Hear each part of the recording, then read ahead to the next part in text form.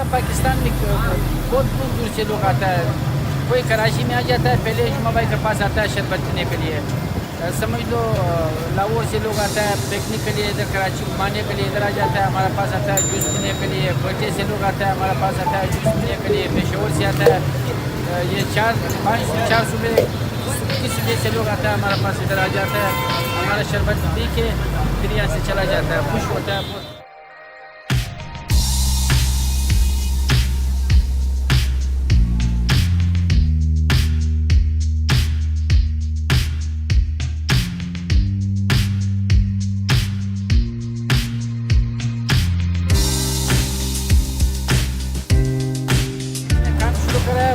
मैंने बहुत इसमें समझ लो तकलीफें वो बर्दाश्त करा है।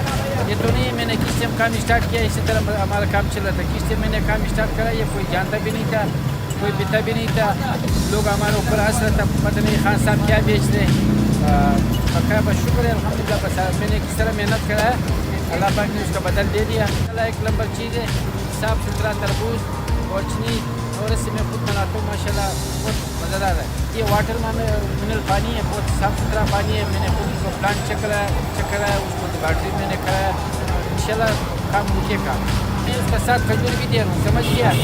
ये बस अल्लाह पाक इसमें वो रखा है अपना, वो रखा है तरबूज तो है वो गर्मी का दुश्मन है, गर्मी को ख़त्म कराता है। किस तरह बंदे को ऊपर पसीना आता है, गर्मी लग जाता है, उधर हमारा पास आ जाता है, शरबत पी के समझ लो वो यह ठंडा हो जाता है।